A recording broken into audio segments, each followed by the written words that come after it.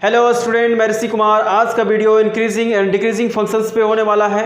Increasing और decreasing function class 12 का एक चैप्टर है। अगर आप इंक्रीजिंग और डिक्रीजिंग फंक्शंस को समझना चाहते हैं तो आपको सबसे पहले डिफरेंशिएशंस को समझना पड़ेगा।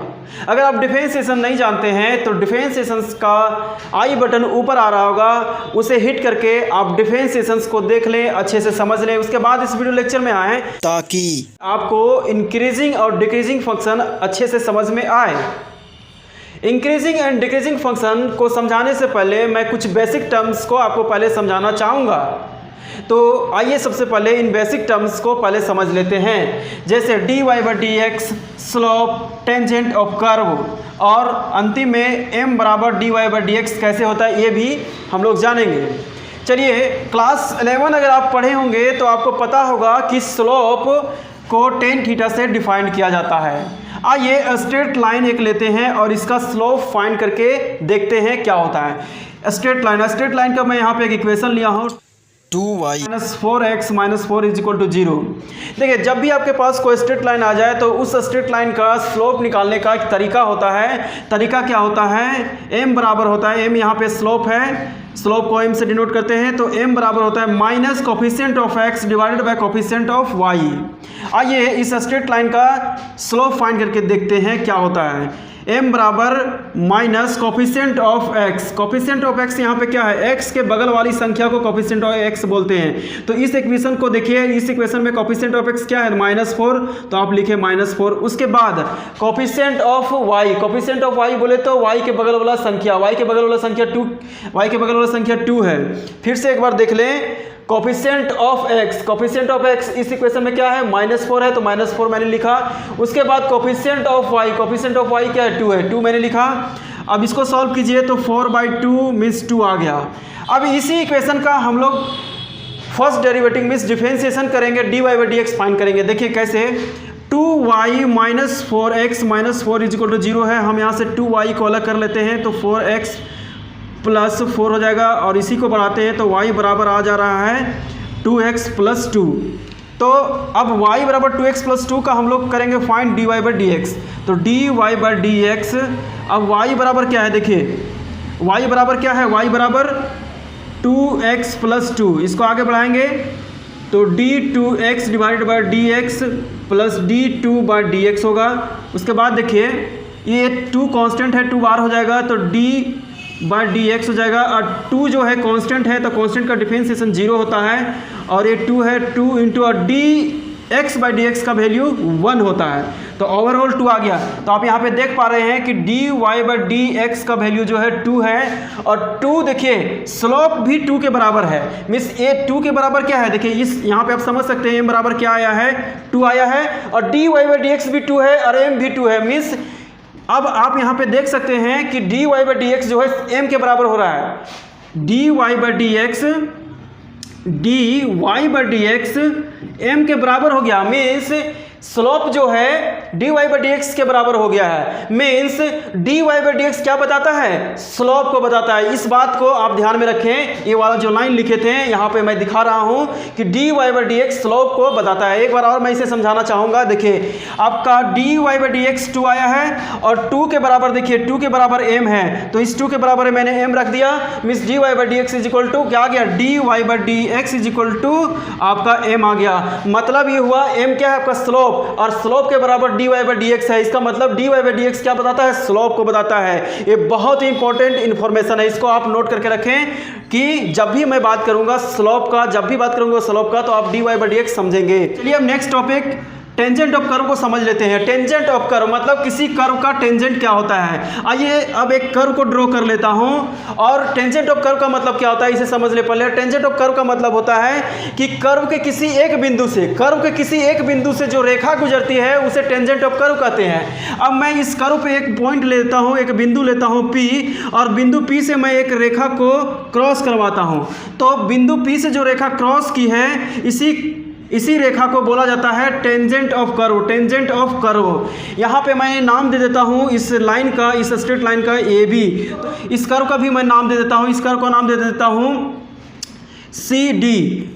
तो टेंजेंट ऑफ कर्व क्या होता है? टेंजेंट ऑफ कर्व का मतलब होता है कर्व के किसी एक पॉइंट से जब कोई रेखा गुजरती है तो उस रेखा को बोला जाता है टेंजेंट ऑफ कर्व। यहाँ पे ए बी एक टेंजेंट ऑफ कर्व है, क्योंकि line A B curve C D के पॉइंट पी से क्रॉस कर रही, इसीलिए यहाँ पे लाइन ए बी एक टेंजेंट ऑफ कर्व है। अब कर्व सी डी पे कई सारे टेंजेंट्स को ड्रॉ की जा सकती है, क्योंकि कर्व सी डी पे कई सारे पॉइंट्स है तो कई सारे टेंजेंट ड्रॉ की जा सकती है। तो ये रहा tangent of curve. So student चलिए समझते हैं इंक्रीजिंग फंक्शन। इंक्रीजिंग फंक्शन क्या होता है?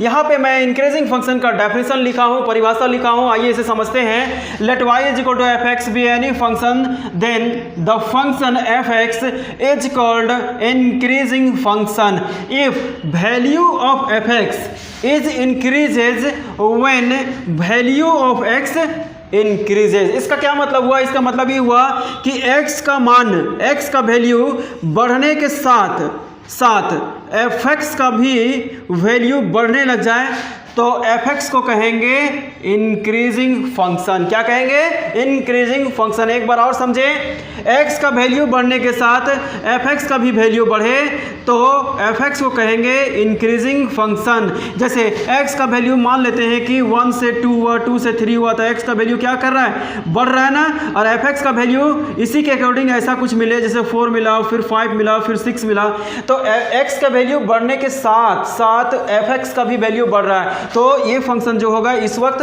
इंक्रीजिंग फंक्शन होगा। आइए इसी चीज को हम लोग ग्राफ के हेल्प से भी समझते हैं। जैसे कि यहाँ पे एक मैं ग्राफ लिया हूँ ए डी एक कोई ग्राफ है। यहाँ पे देखें, जब आप बाएं से दाएं की ओर बढ़ेंगे तो x का जो वैल्यू है वो बढ़ेगा। x का वैल्यू क्या है यहाँ पे समझें, x का वैल्यू है -3 है, उसके बाद -2 है, फिर -1 है, फिर 0 है, फिर 1 है, 2 है, 3 है, 4 है।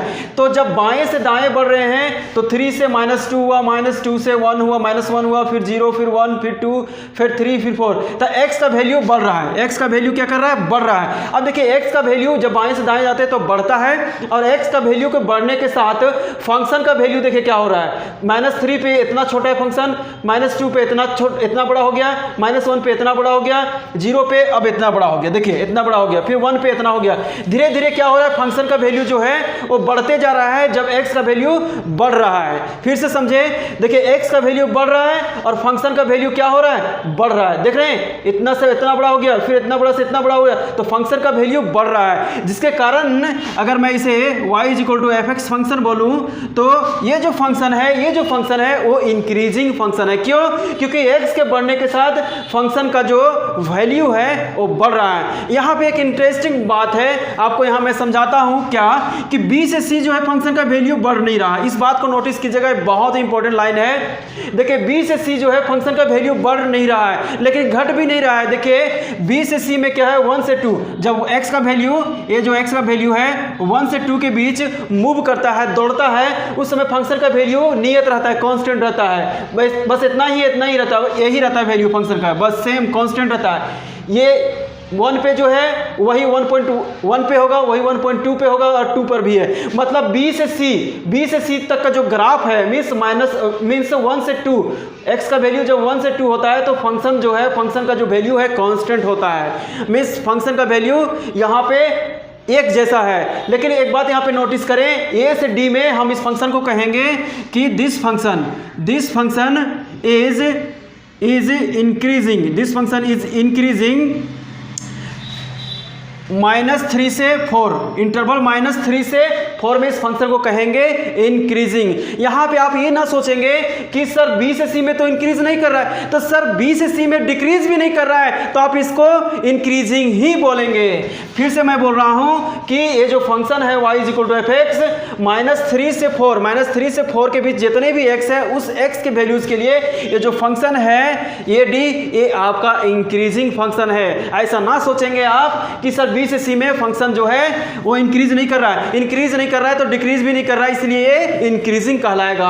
अब आते हैं डिक्रीजिंग फंक्शन की बात करते हैं। डिक्रीजिंग फंक्शन का डेफिनेशन यहाँ पे मैं लिख रखा हूँ। डिक्रीजिंग फंक्शन का डेफिनेशन है, let y is equal to f x be any function then the function f x is called decreasing if value of f x is decreasing when the value of x is increasing. इसका क्या मतलब है? इसका मतलब ये है कि x का वैल्यू ज्यों ज्यों बढ़ेगा, x का वैल्यू ज्यों ज्यों बढ़ेगा, फंक्शन का वैल्यू उसी तरीके से घटना चाहिए। अगर x के वैल्यू के बढ़ने के साथ फंक्शन का वैल्यू घटे तो फंक्शन ये जो है वो डिक्रीजिंग फंक्शन कहलाएगा। लेकिन इसमें क्या था, इसमें था कि x का वैल्यू बढ़े और fx मीन्स फंक्शन का भी वैल्यू बढ़े तो fx को कहेंगे इंक्रीजिंग। लेकिन डिक्रीजिंग में क्या होता है कि x के बढ़ने के साथ फंक्शन fx का जो वैल्यू होगा वो घटना चाहिए। अब आइए इसे एग्जाम्पल आइए मैं इसे ग्राफ के हेल्प से आपको समझाता हूँ। यहाँ पे भी मैं एक ग्राफ AD लिया हूँ और इस ग्राफ का मैं नाम देता हूँ y =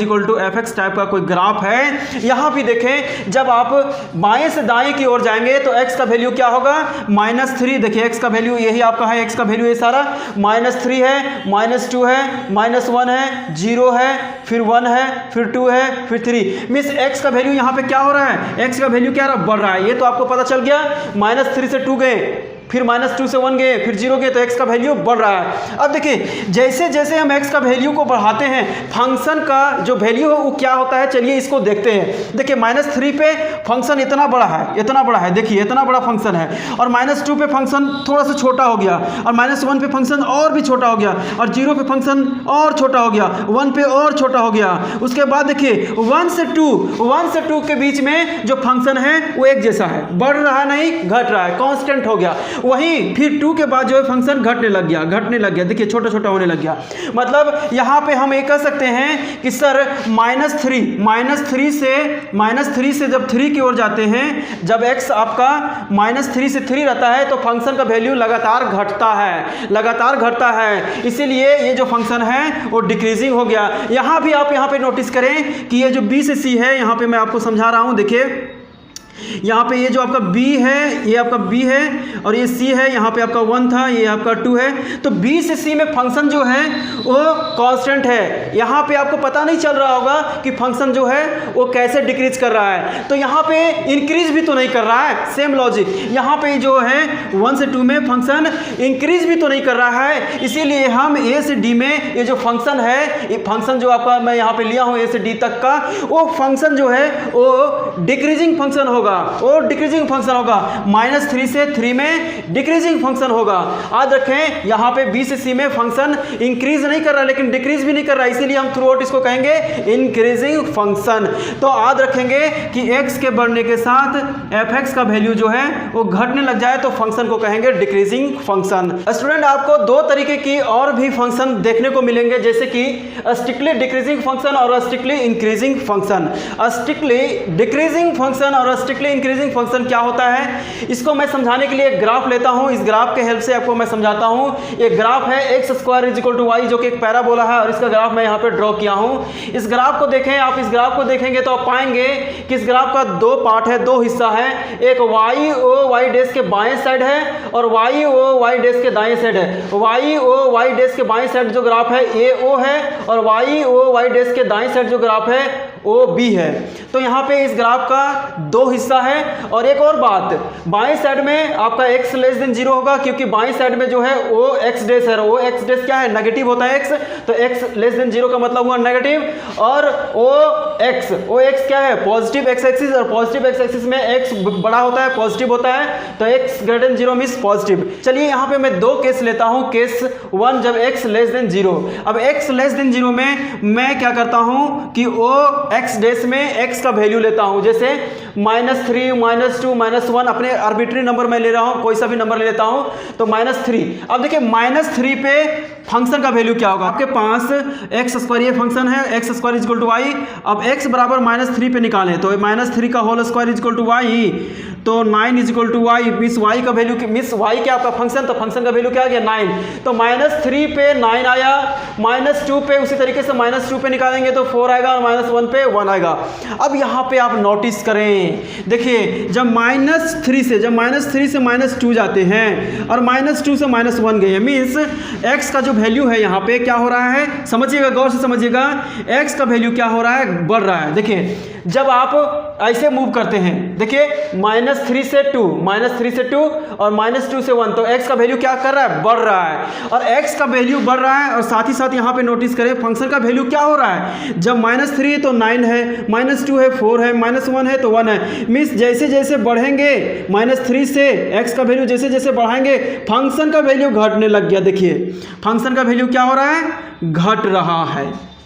समझ रहे हैं, यही वाला जो आपको यहाँ पे इंक्रीजिंग फंक्शन और डिक्रीजिंग फंक्शन में सिखाए थे। डिक्रीजिंग में क्या सिखाए थे कि x के बढ़ने के साथ फंक्शन घटे तो डिक्रीजिंग होगा, और वही केस यहाँ पे आ गया है। देखिए x के बढ़ने के साथ फंक्शन का वैल्यू 9 से 4 हो गया, 4 से 1 हो गया, मीन्स फंक्शन का वैल्यू घट रहा है।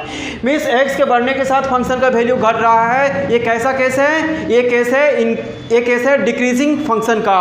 लेकिन यहाँ पे जो फंक्शन है, ख्याल करें यहाँ पे ए से ओ में जो फंक्शन है, ए से ओ में जो फंक्शन है, ये जो फंक्शन ए से ओ में जो ग्राफ है, इस ग्राफ को देखें, ये जो ग्राफ है वो डिक्रीज कर रहा है। और यहाँ पे हम इस ग्राफ को सिर्फ डिक्रीज नहीं कह करके स्ट्रिक्टली डिक्रीजिंग कहेंगे, स्ट्रिक्टली डिक्रीजिंग कहेंगे, क्योंकि ए से ओ में फंक्शन जो है पूरे तरीके से डिक्रीज कर रहा है। ऐसा तो नहीं है, जैसे मैं कहूँ बताता हूँ कि ऐसा तो नहीं कि ऐसे ऐसे आया और किसी पॉइंट पे ये कांस्टेंट हो गया फिर ये डिक्रीज किया, ऐसा तो नहीं। जैसा कि ये वाला केस था कि देखिए 1 से 2 में फंक्शन जो है कांस्टेंट हो जा रहा था, इसलिए इसको सिंपली इंक्रीजिंग कहा गया था, या फिर यहाँ पे सिंपली डिक्रीजिंग कहा गया था। बट यहाँ पे क्या हो रहा है कि लगातार घट रहा है तो घट रहा है, कहीं ऐसा नहीं हुआ कि फंक्शन जो है वो कांस्टेंट हो गया। यहाँ पे कहीं फंक्शन कांस्टेंट नहीं हो रहा है, ए से ओ के बीच में ग्राफ कहीं भी कांस्टेंट नहीं हो रहा है, लगातार घट रहा है, जिसके कारण इसको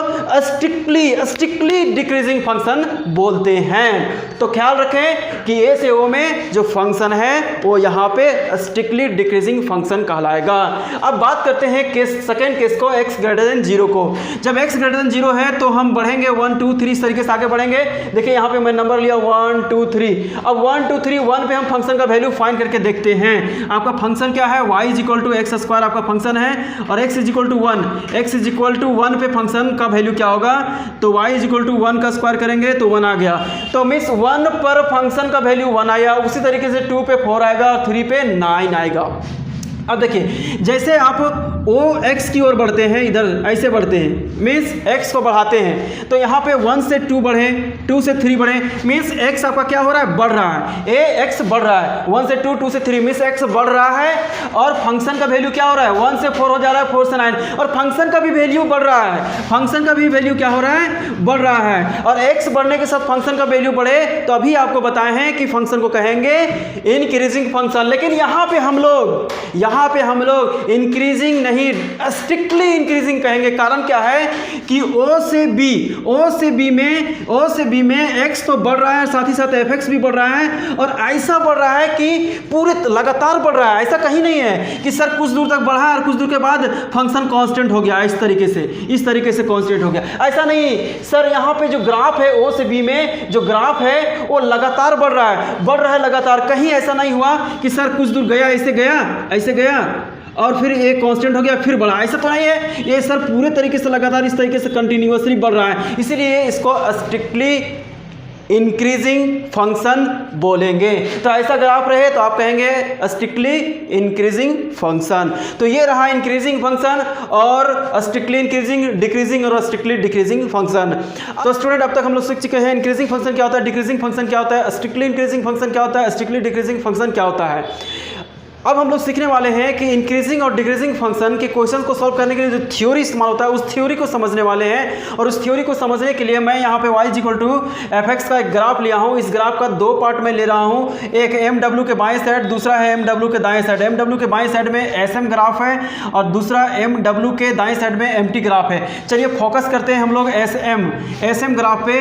जब आप sm ग्राफ पे फोकस करेंगे तो आप पाएंगे कि x का वैल्यू जब बढ़ता है, x का वैल्यू देखिए बढ़ रहा है तो फंक्शन का भी वैल्यू बढ़ता है, और x का वैल्यू बढ़ रहा है और फंक्शन का वैल्यू देखिए x का वैल्यू बढ़ रहा है तो फंक्शन का वैल्यू बढ़ रहा है कि नहीं, देखिए बढ़ते जा रहा है, ये हाइट बढ़ते जा रहा है, x के बढ़ने के साथ हाइट बढ़ते जा रहा है, मींस फंक्शन का वैल्यू क्या हो रहा है, बढ़ रहा है। और x का वैल्यू बढ़े और fx बढ़े तो क्या होता है, फंक्शन इंक्रीजिंग होता है। अब देखिए आप यहाँ पे देखें एसएम जो ग्राफ है, यहाँ पे नोटिस करें एक बड़ी लाइन है, एसएम एक ऐसा ग्राफ है, एसएम एक ऐसा ग्राफ है जो कि इंक्रीज कर रहा है, जो कि इंक्रीज कर रहा है। और जब एसएम इंक्रीज कर रहा है तब हम लोग क्या करते हैं कि इसके टेंजेंट ड्रॉ करके देखते हैं क्या होता है। देखिए आप यहाँ पे समझ चुके हैं कि एसएम, यहाँ पे समझ चुके हैं एसएम क्या है, एक इंक्रीजिंग ग्राफ है, मीन्स इंक्रीजिंग फंक्शन है एसएम। ये जो एफ ऑफ एक्स है वो एसएम में क्या कर रहा है, इंक्रीज कर रहा है। तो एसएम आपका यहाँ इंक्रीजिंग फंक्शन है। अब मैं क्या करने जा रहा हूँ कि एसएम के बीच में जो पॉइंट्स है उनके कुछ पॉइंट्स पर से टेंजेंट ड्रॉ करते हैं। जैसे ए बी सी मैं 3 पॉइंट लिया हूँ एसएम में और मैं तीनों पॉइंट से टेंजेंट ड्रॉ करता हूँ। चलिए ए से टेंजेंट ड्रॉ किया, उसके बाद बी से टेंजेंट ड्रॉ किया, फिर सी से टेंजेंट ड्रॉ किया। जब टेंजेंट को ड्रॉ किया तो टेंजेंट क्या कौन बना रही, तो यहाँ पे जो कौन है यहाँ पे टेंजेंट के द्वारा जो बन रहा है एक्स एक्सिस के साथ वो एक्यूट एंगल बन रहा है। अगर मैं इसे कह दूँ θ1, इसे θ2, इसे θ3, तो यहाँ पे जितने भी एंगल आप देख रहे हैं ये सारे एक्यूट एंगल है, मीन्स न्यून कौन है।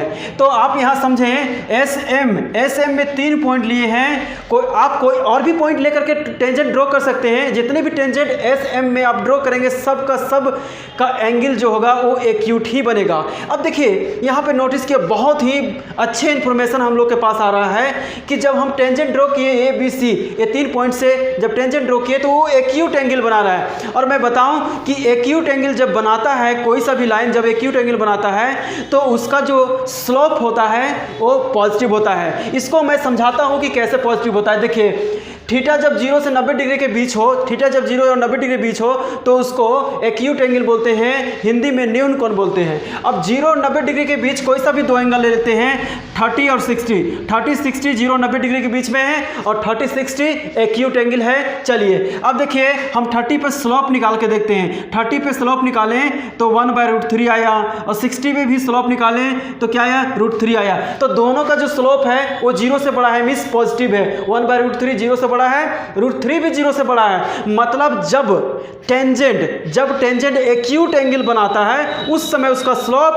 पॉजिटिव होता है। अब देखिए यहाँ बहुत बड़ी इंफॉर्मेशन हम लोग कलेक्ट कर चुके हैं कि एसएम एक ऐसा ग्राफ है जहां जब एसएम एक ऐसा ग्राफ है जो कि इंक्रीजिंग ग्राफ है। कैसा है, इंक्रीजिंग ग्राफ है। और जब कोई ग्राफ इंक्रीजिंग होता है उस पर हम लोग टेंजेंट ड्रॉ करते हैं तो उस टेंजेंट का जो स्लोप होता है कैसा होता है, पॉजिटिव होता है। ये बड़ी इंफॉर्मेशन है, इसको याद रखें कि जब फंक्शन का ग्राफ इंक्रीजिंग हो, जब फंक्शन का ग्राफ इंक्रीजिंग हो उस समय स्लोप क्या होता है, पॉजिटिव। और हम क्लास के स्टार्ट में बताए हैं कि स्लोप को dy/dx से दिखाते हैं, dy/dx ही स्लोप को इंडिकेट करता है। और यहाँ पे हम लोग देख रहे हैं कि स्लोप जो है वो पॉजिटिव है, मींस dy/dx पॉजिटिव हो गया। यहाँ पे आपका dy/dx पॉजिटिव हो गया और dy/dx को f' भी बोलते हैं, तो f' पॉजिटिव हो गया। तो यहाँ पे हमारे पास थ्योरी बन के क्या आ रहा है कि सर fx जब इंक्रीज करेगा उस समय dy/dx ग्रेटर देन 0 होगा, means first derivative greater than 0 होगा। देखिए ये आपका इंक्रीजिंग का केस है, ये इंक्रीज कर रहा है उस समय इसका जो स्लोप है वो पॉजिटिव है। इंक्रीज कर रहा है उस समय इसका स्लोप पॉजिटिव है, इंक्रीज कर रहा है उसका स्लोप पॉजिटिव है, मींस dy/dx पॉजिटिव है। अब चलिए बात करते हैं दूसरे ओर, एमटी की ओर का ग्राफ की बात करें तो m से t में जो ग्राफ है वो डिक्रीज कर रहा है। क्यों, x के बढ़ने के साथ फंक्शन जो है वो डिक्रीज कर रहा है। कैसे, देखिए x इधर से हम बढ़ रहे हैं तो फंक्शन क्या कर रहा है, इतना अभी फंक्शन इतनी बड़ी है, फिर छोटी होगी, इसका फंक्शन का वैल्यू छोटा हो रहा है। मीन्स m से t में क्या हो रहा है, फंक्शन का वैल्यू घट रहा है x के बढ़ने के साथ। इसीलिए m से t एक ऐसा ग्राफ है जो कि डिक्रीजिंग है। अब हम लोग क्या करते हैं, m से t में जितने भी पॉइंट्स हैं उनमें से कुछ पॉइंट्स पर हम लोग टेंजेंट ड्रॉ करते हैं। जैसे कि यहाँ मैं 3 पॉइंट लिया हूँ P, Q, R और सभी पे से टेंजेंट ड्रॉ करते हैं, सभी से हम लोग टेंजेंट ड्रॉ करते हैं। देखिए टेंजेंट ड्रॉ कर रहे हैं, क्या होता है देखते हैं। देखिए जितने भी पॉइंट हैं M से T में जितने भी पॉइंट है सारे पॉइंट पे अगर आप टेंजेंट ड्रॉ करेंगे तो आप पाएंगे कि जो एंगल बनेगा इसको कह देते हैं अल्फा, इसको कह देते हैं बीटा, इसको कह देते हैं अल्फा बीटा गामा।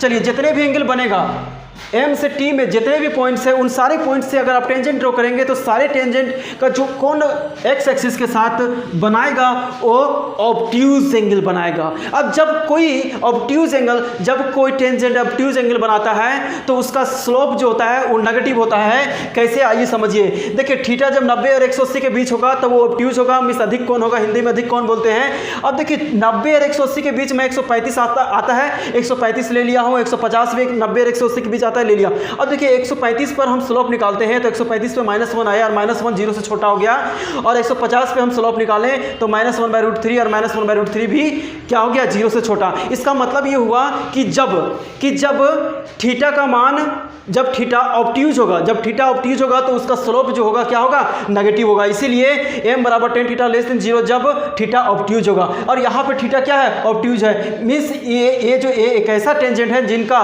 स्लोप जिनका स्लोप नेगेटिव है, नेगेटिव क्यों है, क्योंकि इनका एंगल, ये जो एंगल है वो ऑब्ट्यूज है। ऑब्ट्यूज एंगल में स्लोप नेगेटिव होता है। अच्छा, ये जो ऑब्ट्यूज एंगल हमको मिल रहा है, ऑब्ट्यूज एंगल मिल रहा है कब मिल रहा है, जब ग्राफ जो है वो डिक्रीजिंग है। ग्राफ जब डिक्रीज करता है उस समय हमारा जो स्लोप होता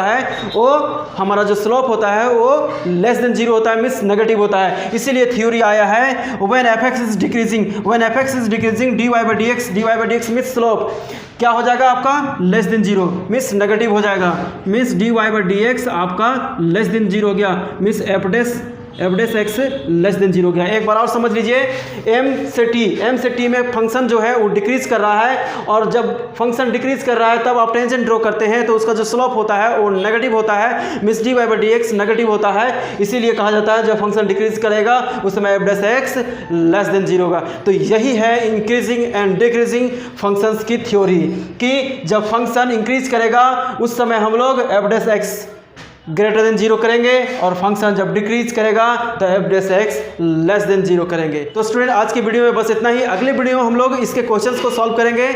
आज के लिए बस इतना ही। Thanks for watching.